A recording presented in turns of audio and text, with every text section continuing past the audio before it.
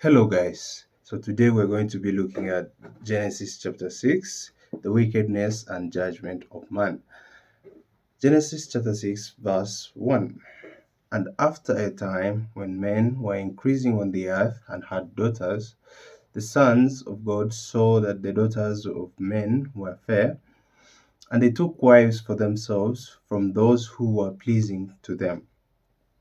And the Lord said, My spirit will not be in man forever, for he is only flesh, so the days of his life will be 120 years. So here, this is like where God decided to limit man's life to, he decided to reduce the lifespan of man. Before we saw that people like Adam lived for about 900 years. Uh, the descendants of Adam also lived for some good number of years, 700 years, 800 years. So we're seeing that at this time, God decides that those years are too many, and His Spirit should not live in man forever, which kind of so like I don't know what this is supposed to mean. Like because maybe it means that the human population is not supposed to live forever. So, but still is limiting the years so that each individual human being does not live for more than 120 years. That's a bit okay. Anyway, according to his judgment, those are the right years he decided. So that's why maybe in modern life we don't see. I'm guessing that if it's a human who wrote this, they observed that humans don't live for more than 120 years. At the time when they were living, they had not seen anyone who was living for that long. So maybe that story, it makes sense for them to make it seem like like God is the one who limited it. So it's quite a good story if it was written by men.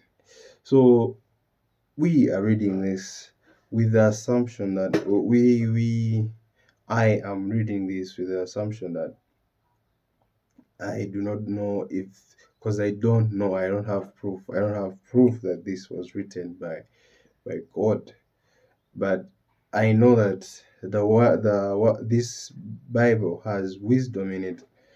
But like I'm just trying to make sense of all this, even if there's a possibility that all this is made up. So I am kind of open-minded to this. So that's why I'm bringing that up. So verse 4 says, There were men of great strength and size on the earth in those days, and after that, when the sons of God had connection with the daughters of men, they gave birth to children. These were the great men of all days, the men of great name. So I don't know why there is emphasis on the men having great strength and size. Is it like in the time when this was being written, men were not of great strength and size? I don't know. So it's just peculiar. I just wonder why they had to emphasize this. So verse 5 says, And the Lord saw that sin of man was great on the earth, and that all the thoughts of his heart were evil. So this is due to the sin committed by the original sin, the one committed by Adam and Eve. So now, I guess the strength of sin is strong. It's so strong that it's taking over most of mankind. So most people are wicked. They're evil in God's eyes. So and the Lord had sorrow because he had made man on the earth, and grief was in his heart. So you see that God is capable of experiencing human emotions like sadness, sorrow, and grief. Uh, so he's having grief. Yes, we can say that he knew that this was gonna happen, right? He expected it to happen, especially after, because the way I see it, the way it tries, this is not how most people interpret it. This is how I choose to interpret it. Like God, according to the Bible, he sees everything, right? He knows what's gonna happen in the future. But like from my experience watching sci-fi movies, if let's say, okay, I consider it like this. I like the future has multiple possibilities depending on the choices people make.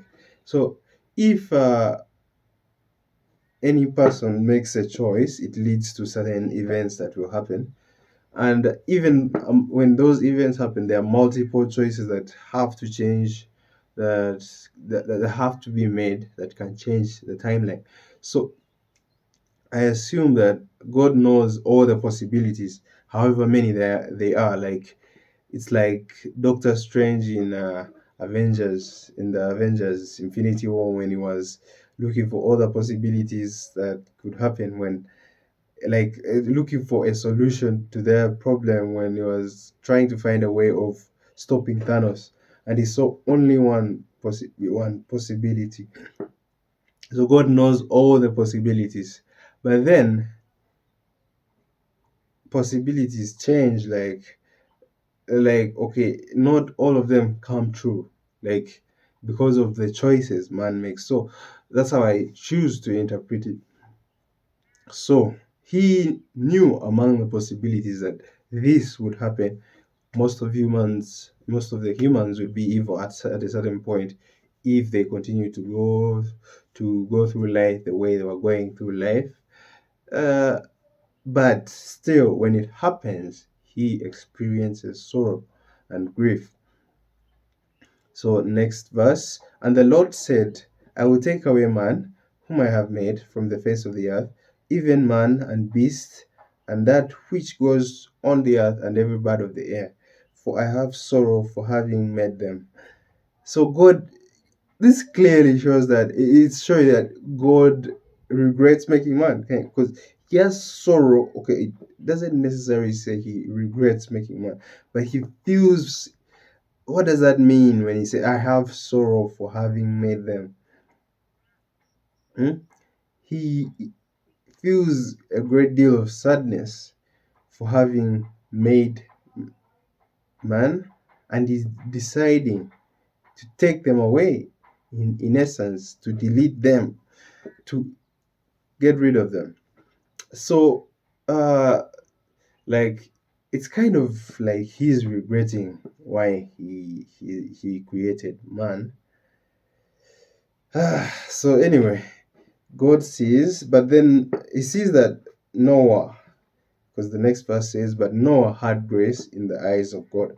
So Noah at the time is the only man who has grace in the eyes of the Lord. So he's the only one whose heart is not evil. So these are the generations of Noah. Noah was an upright, and he was an upright man and without sin in his generation. He went in the ways of God, and Noah had three sons, Shem, Ham, and Japheth.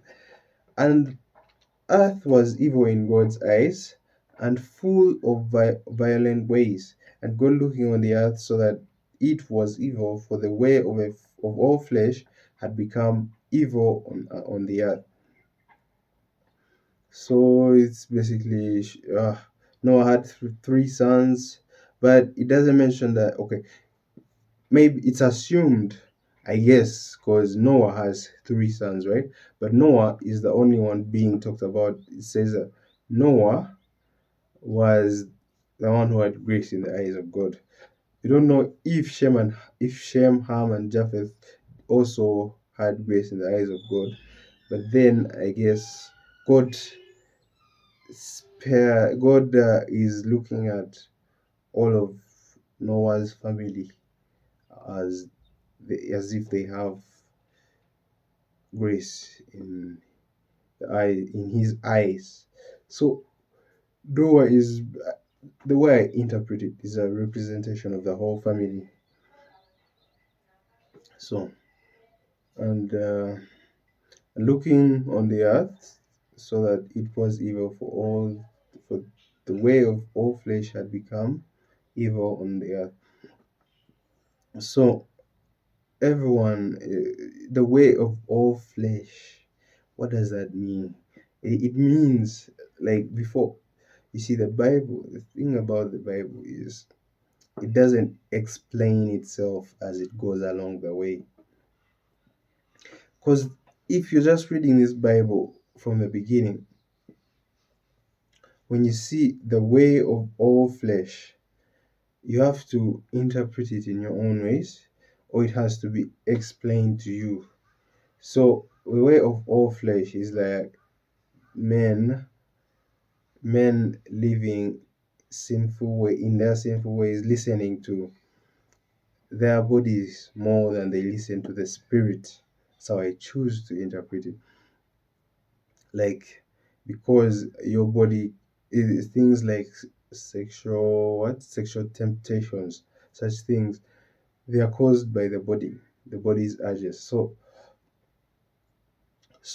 that I consider the way of the flesh. It's just sinful ways.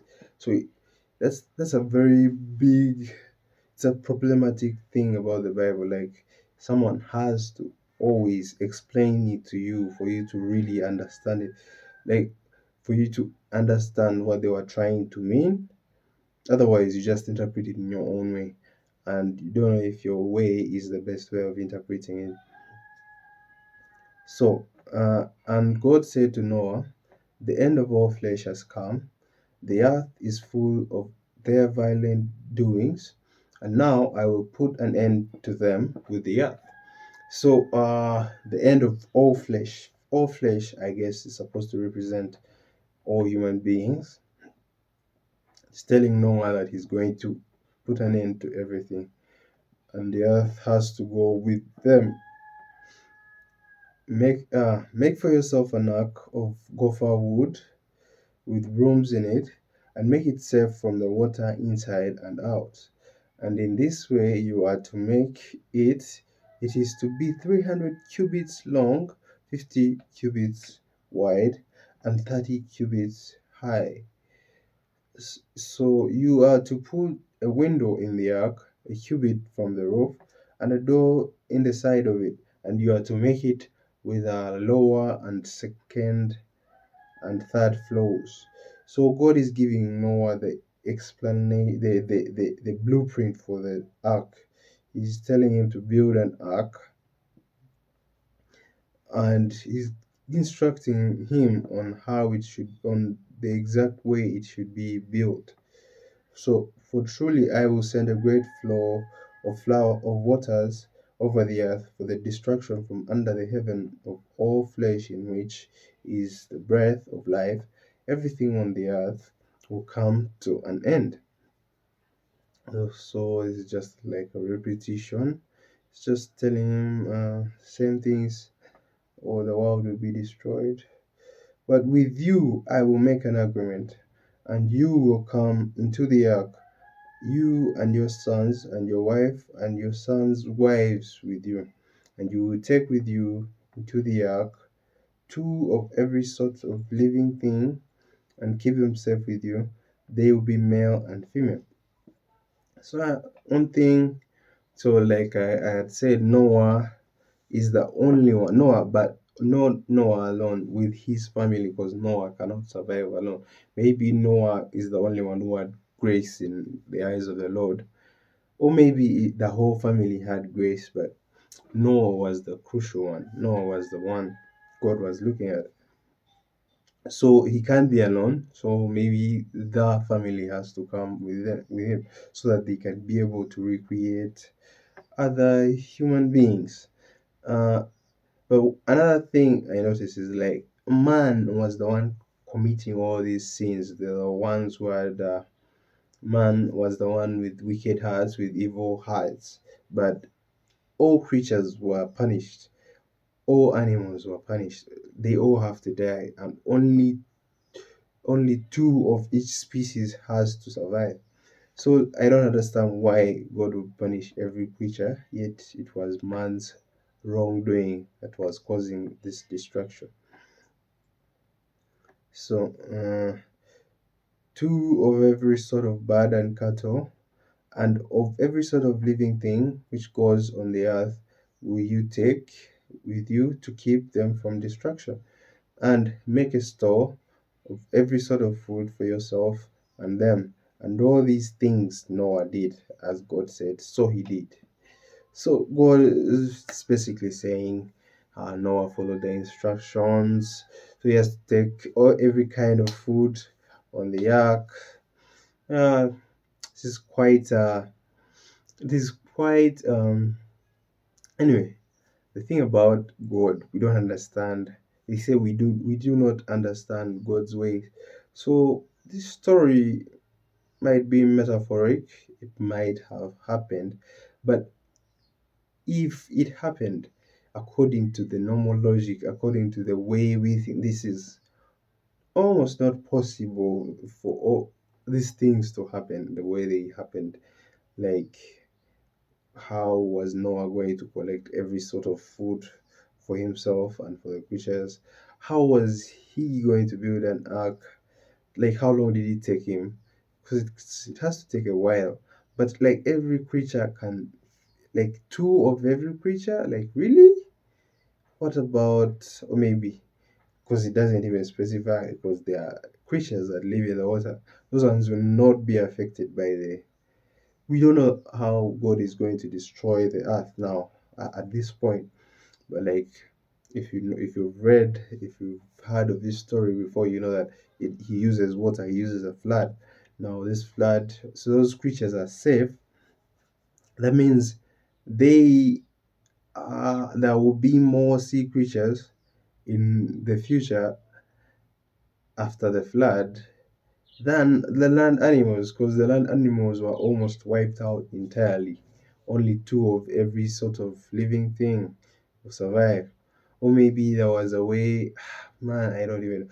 This story does not make sense. It does not make sense. And I choose to believe that this was a made up story. I don't think this. Okay, even if it did happen, it's like God works in mysterious ways. That's what you're supposed to believe. But I I have not seen. I can't say it's impossible, but it's not possible to me so far. I've not seen something like this. So Bible times were were weird. They were not understandable in logic. Logically, we can't understand the Bible times. But that would be the end. Thank you for watching.